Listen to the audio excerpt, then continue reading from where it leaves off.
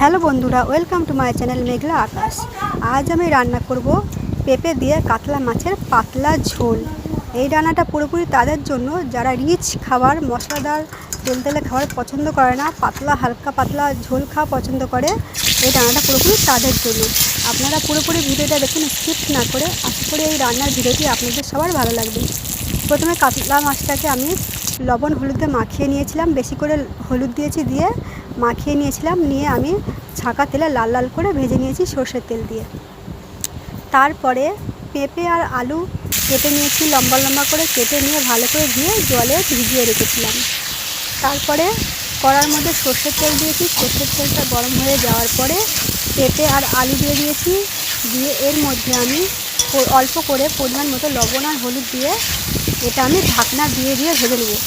মানে একবার করে ঢাকনা দেবো, ফের খানিকক্ষণ পরে ঢাকনা তুলে নেড়ে চেড়ে নেবো, ফের ঢাকা দেবো, ঢাকা দেবো, ফের ঢাকনা তুলে নেবো, ফের নাড়াচাড়া করে নেবো, ফের ঢাকনা দেবো। এরকম করে করে আমি প্রায় পেঁপে আর আলুটা অনেকটা সিদ্ধ করে নেবো ঢাকনা দিয়ে। মোট কথা, এই রান্নাটা পুরোপুরি ঢাকনা চাপা দিয়েই হবে।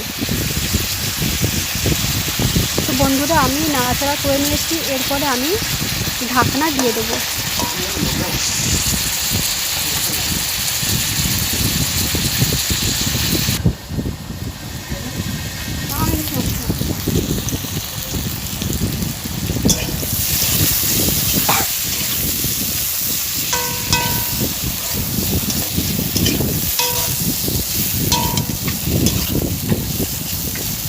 আমি নাড়াচাড়া করে নিয়েছি, আমি আরও আরেকবার ঢাকনা দিয়ে দেবো।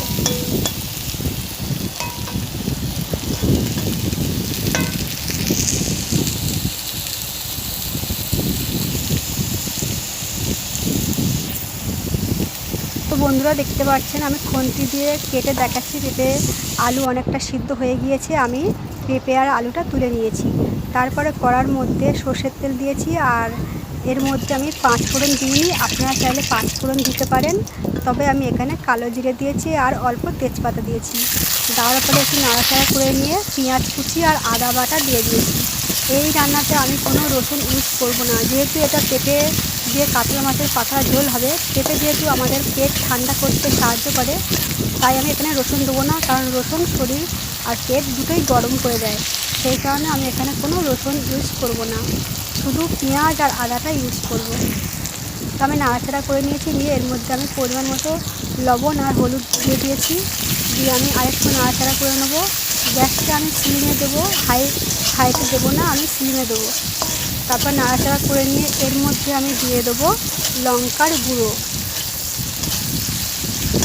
সামান্য পরিমাণে লঙ্কার গুঁড়ো দিয়ে দেবো। তারপরে দিয়ে দেবো অল্প করে জিরের গুঁড়ো আর ধনের গুঁড়ো। দিয়ে আমি নাড়াচাড়া করে নেবো। নিয়ে আমি এর মধ্যে আমি জল দিয়ে দেবো, অল্প করে জল দিয়ে দেবো, যাতে পেঁয়াজটা অনেকটা সিদ্ধ হয়ে যায় আর কড়ার গায়ে মশলাটা লেগে না যায়। সেই কারণে আমি অল্প করে জল দিয়ে দেবো।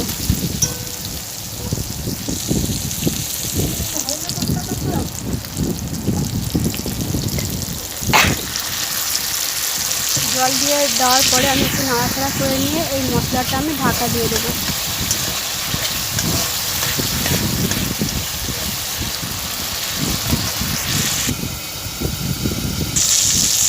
তো বন্ধুরা, আমি তারপরে টমেটো দিয়ে দিয়েছিলাম। আপনারা টমেটোটা ঢাকনা চাপা দেওয়ার আগে দিতে পারেন, তবে আমি এখন টমেটো দিয়ে দিয়েছি। দিয়ে নাড়াচাড়া করে নিয়ে হালকা করে ভেজে রাখা পেঁপে আর আলুটা দিয়ে দিয়েছি। দিয়ে আমি অল্প করে নাড়াচাড়া করে নিয়ে এর মধ্যে আমি অল্প পরিমাণে জল দেবো। ঝোলের মতো জল দেবো না, এখন আমি অল্প পরিমাণে জল দেবো। তার আগে এর মধ্যে আমি দুটো চিড়ে রাখা কাঁচা লঙ্কা দিয়ে দেবো। আপনারা চাইলে আপনাদের টেস্ট অনুযায়ী আর ঝাল অনুযায়ী আরও বেশি করে কাঁচা লঙ্কা দিতে পারেন, তবে আমি এখানে দুটো কাঁচা লঙ্কা দিচ্ছি। দিয়ে অল্প করে জল দিয়ে আমি ঢাকা দিয়ে দেবো।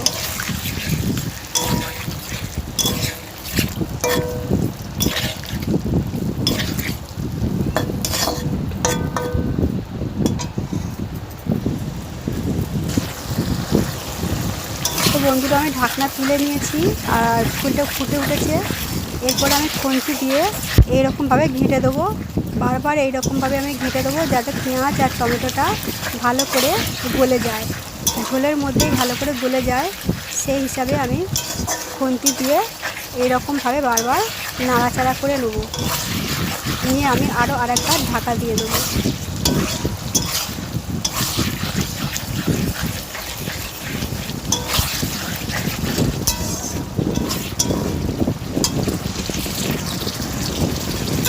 তো বন্ধুরা, আমি আরেকবার ঢাকা দিয়েছিলাম, তারপর ঢাকনা তুলে নিয়েছি। নিয়ে আমি খুন্তি দিয়ে আরও এরকমভাবে নেড়ে চেড়ে ঘেঁটে নেবো, যাতে পেঁয়াজ আর টমেটোটা ভালো করে গলে যায় আর তরকারিটা ভালো মাখো মাখো হয়। সেই হিসাবে আমি এরকমভাবে নাড়াচাড়া করে নেবো। আর এই যে জলটা দিয়েছিলাম, এই জলের মধ্যেই কিন্তু পেঁপে আর আলু প্রায় আরও বেশি করে সিদ্ধ হয়ে গিয়েছে। এরপরে আমি ঝোলের পরিমাণে জল দেবো। আমরা যতটা ঝোল পছন্দ করবো ঠিক ততটাই জল দেবো।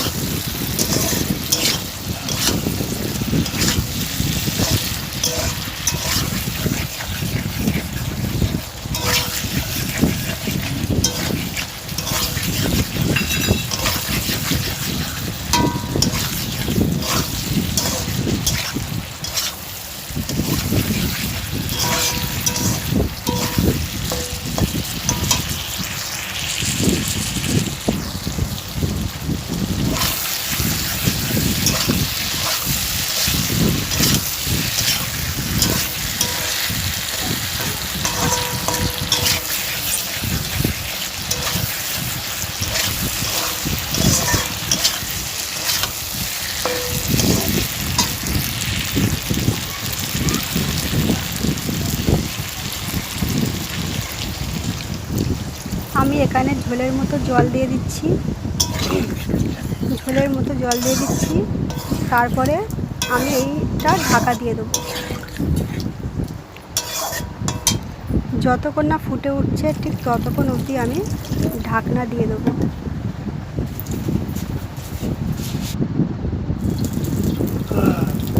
তো বন্ধুরা, দেখতে পাচ্ছেন ঝোল খুব ভালো মতোই ফুটে উঠেছে। এরপরে এই ঝোলের মধ্যে আমি ভেজে রাখা কাতলা মাছগুলো দিয়ে দেবো।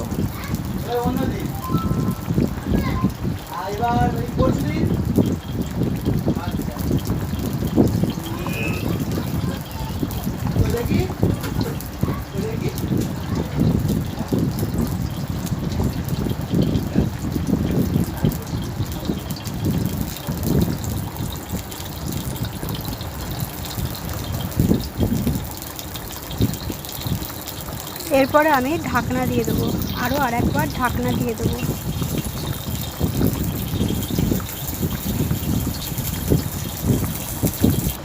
তো বন্ধুরা, আমি ঢাকনা তুলে নিয়েছি। দেখতে পাচ্ছেন ঝোল খুব ভালো মতো ফুটছে।